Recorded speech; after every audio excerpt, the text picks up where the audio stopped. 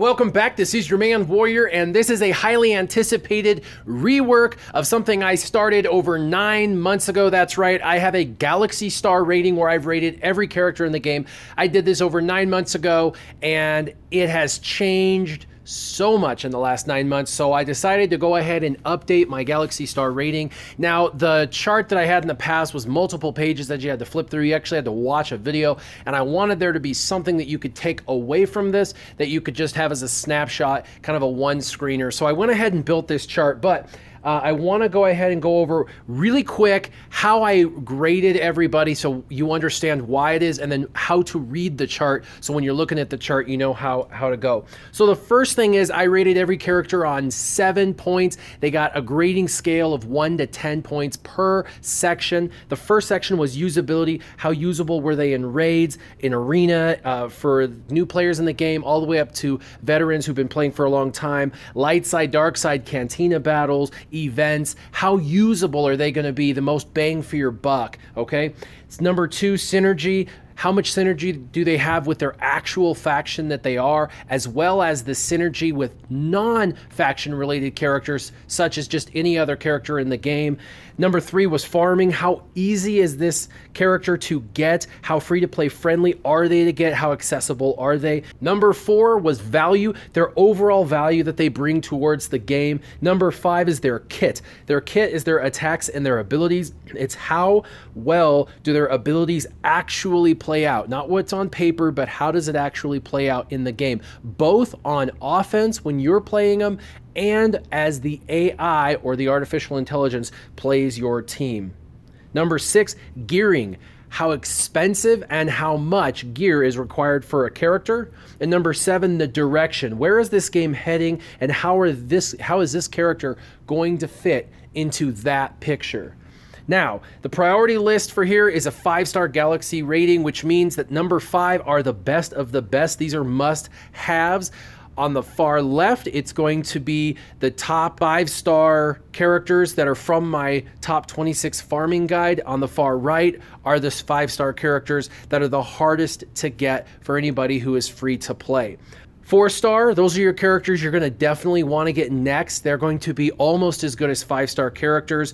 Maybe a little bit of less usability. To the left, there are the 4 stars for the top 26 farming guide that I've created that's on YouTube. And to the right are the 4 stars that are not as free-to-play friendly. You're getting this, I'm sure. 3-star, this is when you've completed most of your 4 and 5 stars, or you can't get access to those 4 and 5 stars yet, so you're looking at some 3 stars to work on. That's where you're going to get them out of. These also may be characters you're going to need for raid teams or mod battles that you really don't want to have to gear up, but you might have to for a specific section in the game. Galaxy Star rating of 2 is going to be characters that are kind of meh.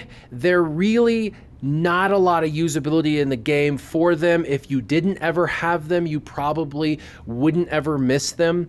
And number 1, Galaxy Star rating of 1 at the very bottom is characters that don't bother. Do not level them, do not gear them. They are a waste of credit. Now, as a brand new free-to-play individual playing this game, you will notice that at times you will get some of these characters that may be a 1-star, 2-star, or 3-star, and they're all you have because that's how the game starts you out. For example, Talia as a Galaxy Star rating of 1, and she's one of the first dark side you can get and farm.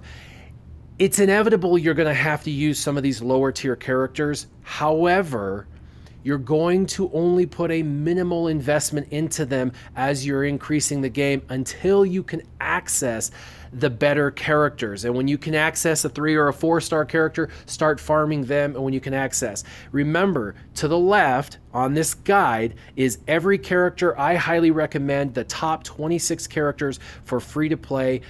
And to the right are all characters that are not going to be as free-to-play friendly as possible. In the middle, they're all free-to-play friendly. You can get them, and they're from 5-star to 1-star. If the characters show up in the middle or the left, they have 2 or more nodes, or they show up in stores, making them more free-to-play friendly. If they are in the right side column, they either are from heroic raids that make it much harder for many players to get, or they're on 1 node or 0 nodes, and they're not free to play at all. I also took into account any character that had only 2 nodes. If they dropped in Bronzium, which are the free packs, that makes them more free to play friendly versus those who are not in Bronzium.